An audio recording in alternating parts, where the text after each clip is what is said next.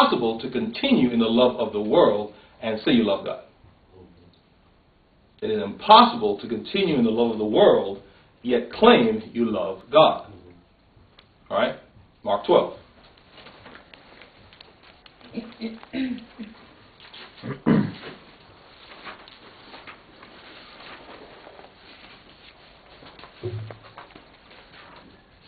Verse 29, Jesus is being tempted. He's being asked what are the greatest commandments. And it's here we get to understand what the new covenant is really all about. The first of all the commandments is verse 29, Hear, O Israel, the Lord our God is one Lord.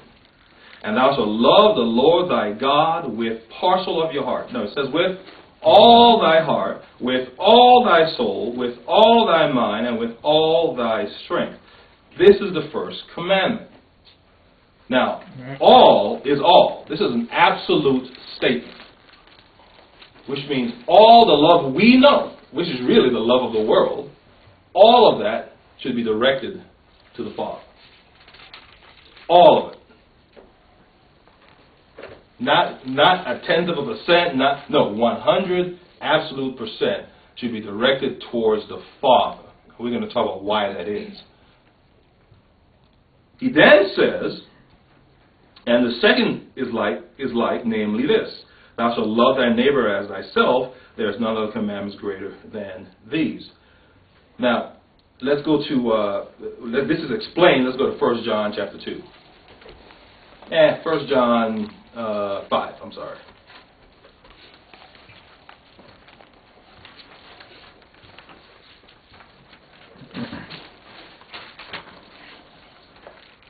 If in the first commandment we're supposed to completely love the Lord, then how can he tell us to love our neighbor in the second commandment?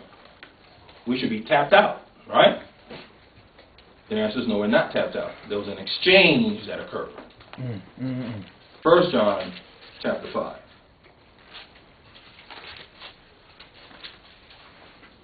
Then we'll come back to why the love of the world is evil.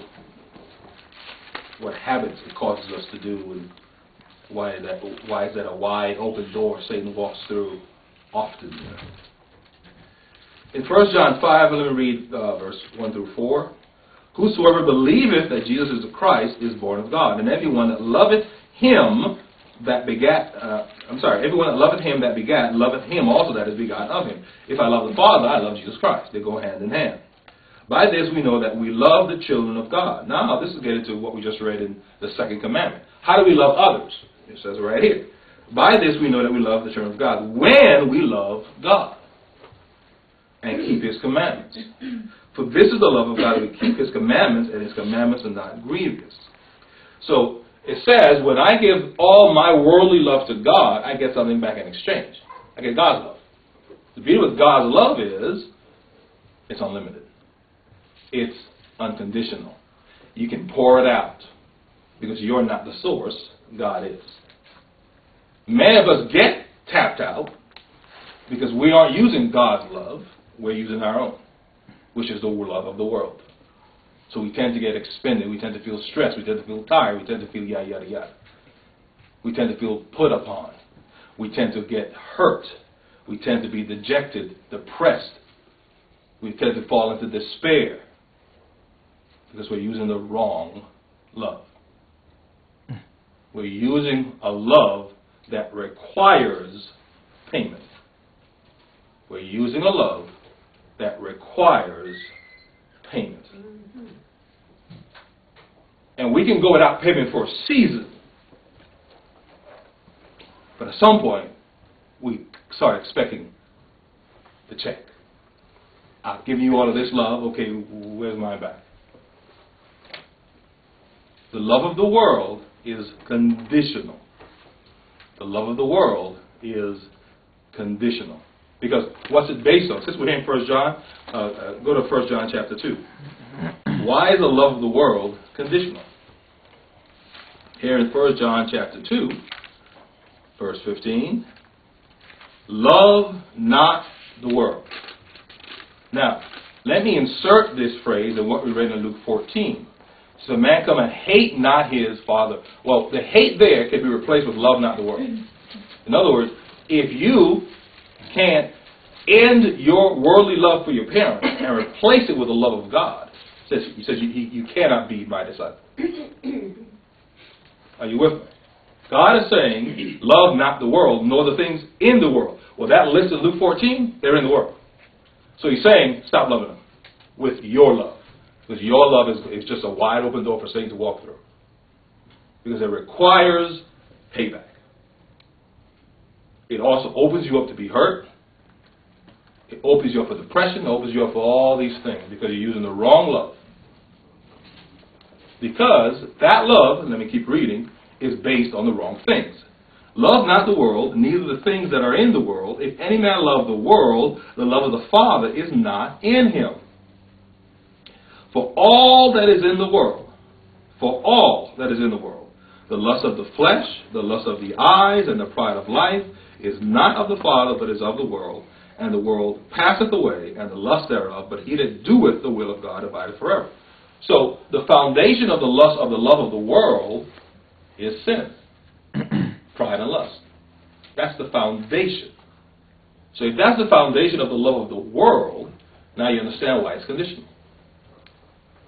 Alright? Because who's making the determination of who to love?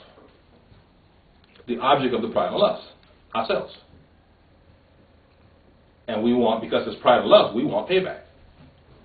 Are you with me? Whereas the love of God is based on love. True love. The love of God. Agape love. Charity. Okay, we have to do a swap. Okay, let's keep reading more on this. Look at 2 Corinthians 11. Remember, Scripture says, God is love.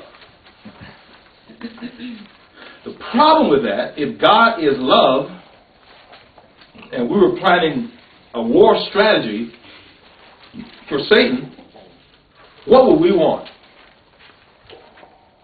If God is love and I'm Satan, then I would want something called love too, would I not?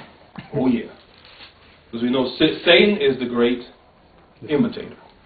It says here in 2 Corinthians 11 verse 14, and no marvel, for Satan himself is transformed into an angel of light. He can look the part. He can feel the part. He can make you think that what he's giving you is exactly the same as what God is giving you. But it's not. But it's not. John 8. Why is it not? What do we know about Satan in John 8?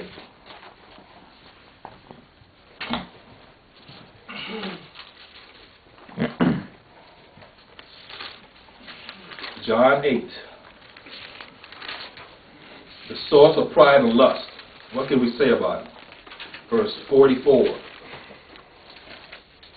Again, we know that God is love. However, verse 44, Jesus is talking to these Pharisees and scribes. He says, ye are of your father, the devil, and the lust of your father you will do. He was a murderer from the beginning and abode not in the truth, because there was no truth in him. When he speaketh a lie, he speaketh of his own, for he is a liar and the father of it. So when we use anything that's founded on Satan, it's a lie. No matter what we think, it's a lie. Because the source is a lie, it has to be a lie. Whereas when we base things on the truth, since the source, God himself, is truth, then it stands that the truth stays constant. Whereas lies fluctuate. Are you with me? Luke 6.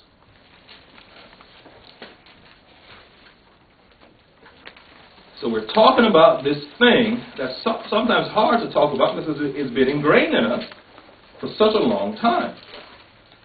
And I still haven't gotten into why, dealt with all the reasons why this is an issue. That's what we're getting into now.